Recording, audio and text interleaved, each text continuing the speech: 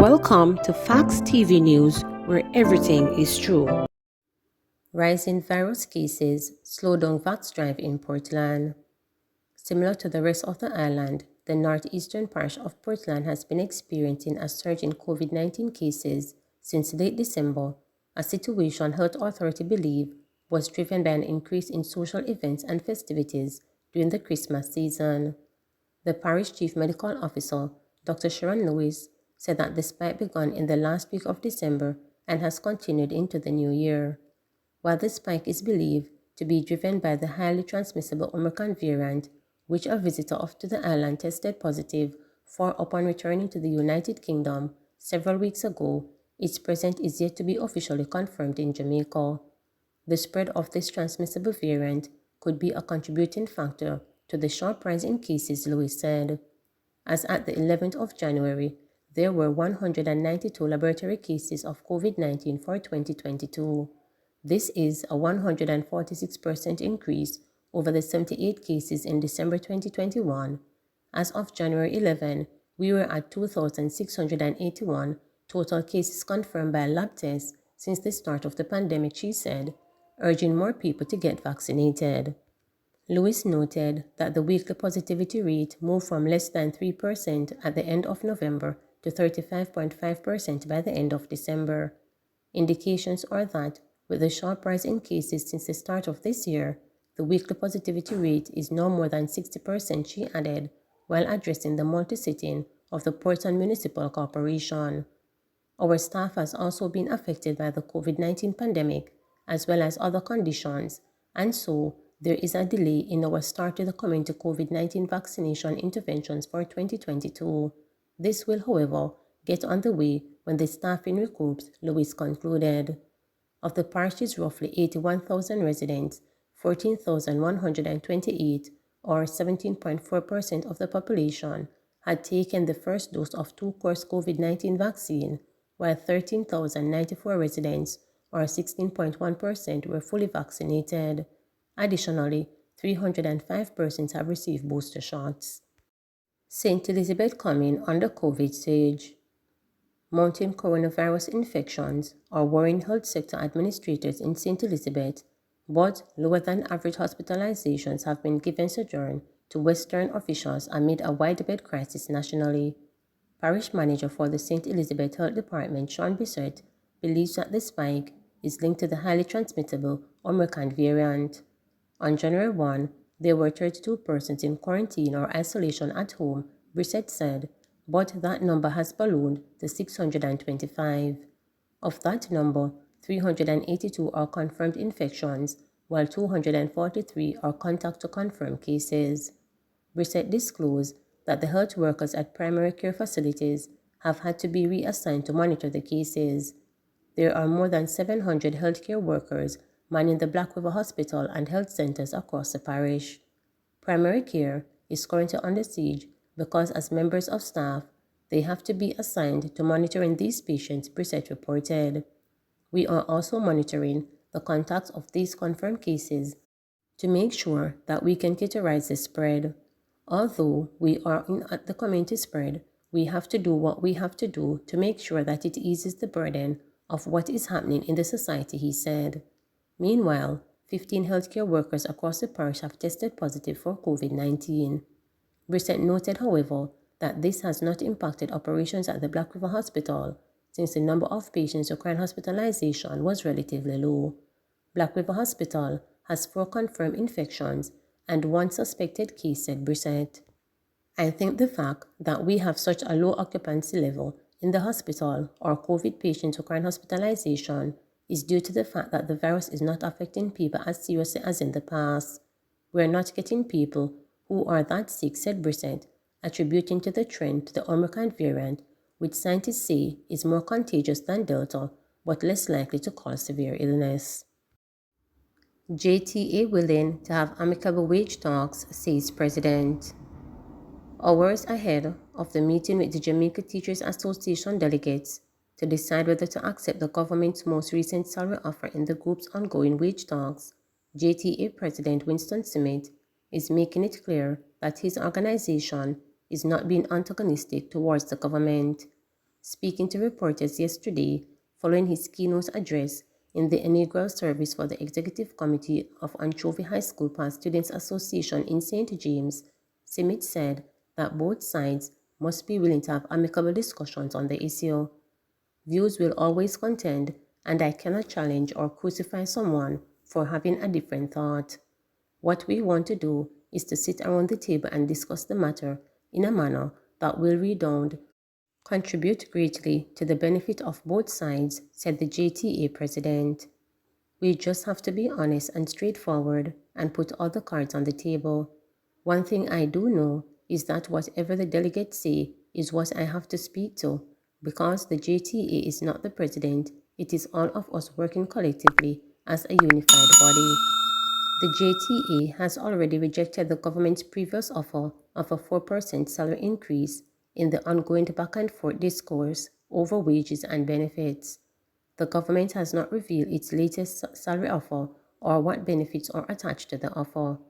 Wage negotiations between the JTA and the government go as far back as 2015, when the JTA submitted a wage claim of a 25% over 2 years, in contrast to the 5% increase the government was offering at the time. In the last few years, Jamaica has experienced a migration of teachers to foreign lands, having been lured away by better salaries and benefits. Last year, June, former JTA President Owen Speed cited that as the reason approximately 500 educators took on overseas employment just before the global COVID-19 outbreak. Small businesses suffer from resource gap, says Donald Harris. The small business sector in Jamaica, which has the potential to spur economic growth, is a victim of a significant resource gap, both financially and in expertise, according to Stanford University economics professor Donald Harris. He said that to get the sector moving, some important reforms must take place. Noting that Jamaicans have a high entrepreneurial spirit, Professor Harris said the small business sector is lacking in the adequate financial resources, as well as certain basic infrastructure such as water, proper roads, and electricity. The small business sector should be the main source of investment and innovation, but the sector suffers from adequate financial input, he said. Professor Harris noted that progress has been made in his sector, but more needs to be done if it is to fulfill its potential and drive Jamaica's engine of growth. He pointed out that major commercial financial institutions do not lend to the informal commercial sector, while the paperwork required is enormous. Large financial companies have rather lent to purchase motor vehicles instead of providing loans to the informal commercial sector, he noted. The small business sector in Jamaica, if properly nurtured and provided with the necessary resources, could become the growth era that provides sustainable wealth and helps alleviate poverty in Jamaica, he said. He further pointed out that debt is a major issue for the small business sector. Professor Harris opined that while significant improvements have been made in the small business debt situation, the burden is still very onerous on the sector. There needs to be a focus on structural changes to small business so as to unlock financial flow to the sector, he said. He bemoaned the fact that the required government management system and structures needed for the sector is lacking. Small businesses should be able to call on such experts to assist them in innovation and technology, he noted. Professor Harris was recently presented with Jamaica's third highest national honor, the Order of Merit, at a function held at the Embassy of Jamaica in Washington, D.C. Professor Harris, who is the father of U.S. Vice President Kamala Harris and who has advised Jamaica's government on economic matters, also called for reordering of the country's educational system. He suggested that the system should be geared towards creating the necessary skills needed for growth and development. Using Taiwan as an example, Professor Harris spoke of the need to develop an educational system that will allow the economy to flourish. When the interview turned to his daughter, Vice President Harris declined to engage on the subject. Traffic e-ticketing management system, a worthwhile tool in ensuring public order, Chang. Deputy Prime Minister and Minister of National Security, Dr. Horace Chang, says that he is confident that the Electronic Traffic Ticket Management System, TTMS, will be a positive addition towards the transformation and modernization of the Jamaica Constabulary Force, JCF, in carrying out its mandate to ensure public order and safety. Minister Chang, along with newly appointed State Minister in the Ministry of National Security, Stephen Main, Permanent Secretary Courtney Williams, Commissioner of Police Major General Anthony Anderson, as well as the Private Sector Organization of Jamaica President Keith Duncan and representatives from the National Road Safety Unit were on hand to observe the TTMS team in Halfway Tree on Wednesday. The idea for an electronic traffic ticket management system was first moved in 1988, and although it has taken some time to be fully operational, we believe this development will provide a success and another positive addition in the arsenal of the police in the execution of their duties, Chang said. The TTMS is a centralized web-based system that was introduced in September 2010 to improve the management of traffic tickets throughout the various stages from the point of being issued in an offender to either being paid at the tax office or adjudicated in court. The handheld ticketing software is part of the Jamaica Constabulary Force continued transformation and modernization thrust. The e-ticketing system was developed to eliminate 25 potential points of failure in the manual paper-based ticketing process. These points of failure resulted in scenarios where ticketing data was erroneous and in some cases outdated. The new system will also guarantee that tickets and related information, warrants, demerit, points, etc. in the TTMS will be accurate and readily available to support the efficiency enforcement of fines and penalties to improve public order and safety. Over the past 3 years, significant investments have been made and progress have been achieved with the enhancement of the technology and the ticketing processes. We envisage that this system will help to put an end to the undisciplined use of our roadways by motorists and help to usher in a decent, more caring motoring public, said Chang. All the necessary hardware and software upgrades have been made available to the relevant agencies in order to facilitate a coordinated and streamlined approach. Minister of State Main described the development as fantastic and a game changer, and it gives tangible evidence of the investment and direction of the government in tackling major crimes and lesser offences alike. The full e-ticketing pilot program targeting Kingston and St. Andrew was launched in December 2021 with 100 reduced, smart Android devices and 100 portable printers, which will give offenders the ability to issue traffic ticket and reference driver and vehicle information including ticket history and outstanding tickets.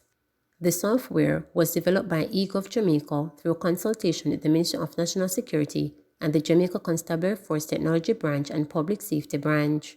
In order to support the enforcement of public order and safety operations through technology, the handheld ticketing system is integrated with the Government of Jamaica database for driver's license, motor vehicle registration, and vehicle insurance, allowing officers to check for expired license, insurance, and registration, and also giving officers real-time access to other internal JCF database, such as persons of interest and stolen vehicle database while in the field. The electronic ticketing system also offers improvement in the citizen's experience by emailing a copy of the traffic ticket to the offender and making the ticket information immediately available to the Tax Administration Jamaica, allowing the offender to pay their fines online. All traffic tickets issued with these devices are instantly uploaded to the centralized TTMS database that is accessible by the JCF, the traffic court, and all other government agencies that depend on accurate, timely traffic ticket information to fulfill their mandates. In less than 2 weeks since its launch, almost 1,000 e-ticketing have been issued, and as a result of the seamless integration with other government databases, citizens have been able to pay their fines at the Tax Administration website within minutes after being issued an e-ticket. Please remember to subscribe, like, share, and click the notification bell for daily updates.